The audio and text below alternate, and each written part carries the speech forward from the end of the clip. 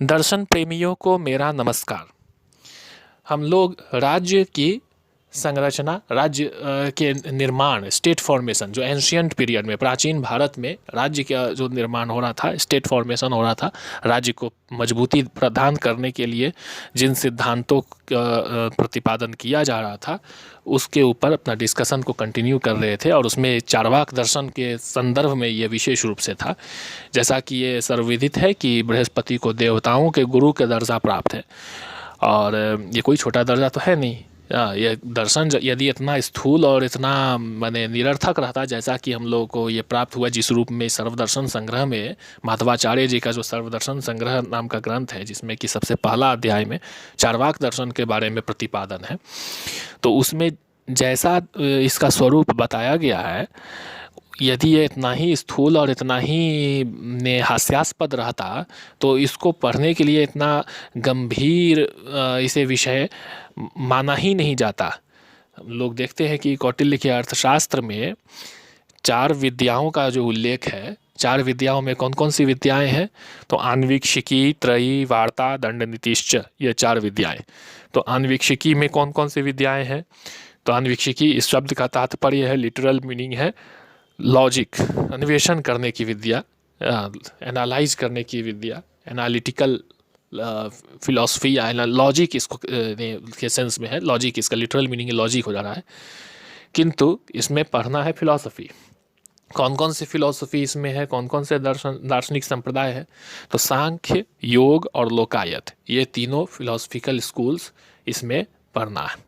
सांख्य योग तक तो ठीक है, किंतु लोकायत जैसा दर्शन को इसमें इंक्लूड करना और इसको पढ़ने के लिए, पढ़ने की अनुशंसा, पढ़ाने की अनुशंसा करना, कौटिल्य जैसे ऑर्थोडॉक्स व्यक्ति, जो वैदिक ब्राह्मण, इनके द्वारा ये इसकी अनुशंसा करना, लोकायत दर्शन पढ़ाने की अनुशंसा करना, तो इससे ये सिद्ध होता है कि लोकायत अपने समय का एक सोफिस्टिकेटेड साइंस रहा था, एक फिलॉसफी ऑफ साइंस रहा था, एक विज्ञान का एक दर्शन, वैज्ञानिक दर्शन रहा था, एक फिजिकलिस्टिक एक ये दर्शन रहा था।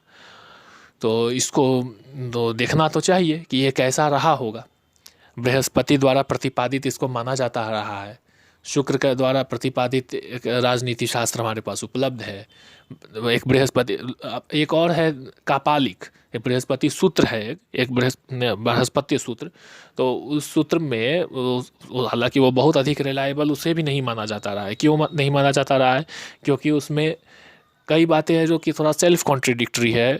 कई बातें हैं जो शुरू में कह रहा है कि उसका माने कर्मकांडों का विरोध कर रहा है, अग्निहोत्र इत्यादि, यज्ञ इत्यादि का विरोध करे कि नहीं, राजाओं को ये सब नहीं करना चाहिए, क्योंकि राजा तो स्वयं ही अधिकारों को प्रदान करने में सक्षम है। यह इमेज प्रजा के समक्ष उसका रखना चाहिए, मतलब राजा को पूजा पाठ नहीं करना चाहिए, क्योंकि राजा स्वयं पूजनीय है। इस तरह का वो सिद्धांत उसमें शुरू में कह रहा है। फिर आगे चल के कह रहा है कि मनु के धर्म का पालन करना है तो उसमें मनु को फॉलो करे, अर्थ का पालन करना है तो उसमें लोकायत को फॉलो करे अर्थोपार्जन के समय। काम शास्त्र, काम पुरुषार्थ को यदि हम उपलब्ध करना है तो उसके लिए कापालिक को फॉलो करे, जो तंत्र साधना। काम पुरुषार्थ का तात्पर्य सेंसुअल प्लीजर से उसका संबंध माना जाता है। तो सेंसुअल प्लेजर्स, जो इंटरटेनमेंट से जुड़ा हुआ, मनोरंजन से जुड़ा हुआ सेंसुअल प्लेजर्स, इसके लिए कहता है कि कापालिक को फॉलो करे, माने तंत्र साधना को फॉलो करे, तंत्र मार्ग को। कापालिकों का तंत्र मंत्र और इसका ये अवैदिक मूल, अवैदिक मूल या कुछ वैदिक भी है, कुछ वेद सम्मत भी कुछ तंत्र है। सारे तंत्र अवैदिक ही हो ऐसा नहीं है, कुछ ऐसे भी तंत्र है जो, कई ऐसे तंत्र है जो वेद सम्मत भी है। अथर्ववेद में भी तंत्र मंत्र के बारे में थोड़ा सा है। तो ये जो तंत्र मार्ग है, जो वैदिक मूल से स्वतंत्र है, और इनका संबंध कह सकते हैं शुक्र से के साथ है, ये असुरों के साथ। असुर मत, एक असुर मत इसमें कथाओं में है, पुराणों में, कि देवताओं का एक मत है, एक असुरों का मत। तो असुरों का जो मत है उसको संबंध तंत्र साधना से जुड़ा हुआ था। तंत्र साधना जो कि जिसमें वर्ण व्यवस्था का, जन्माधारित वर्ण व्यवस्था का या किसी भी प्रकार के वर्ण व्यवस्था का कोई आवश्यकता उसमें नहीं थी तंत्र साधना करने के लिए। तो ये बात है। अब इसमें देख रहे हैं कि शुक्र नीति, शुक्राचार्य का संबंध इससे जोड़ सकते हैं। तो कापालिक का संबंध इन बातों से है, और लोकायत और कापालिक का एक युति, इसमें एक जोड़ा माना है इसमें आपके बृहस्पति सूत्र में। अब जोड़ा को अब वैसे जोड़ा से मत रिलेट कर लेंगे जैसे सांख्य योग को और वैशेषिक न्याय को और मीमांसा वेदांत को जोड़ते हैं, उस तरह से नहीं जोड़ेंगे, क्योंकि ये एक सोफिस्टिकेटेड एक फिलोसफिकल सिस्टम के तौर पर ये दोनों जोड़ा नहीं है। ये दोनों एक लाइक माइंडेड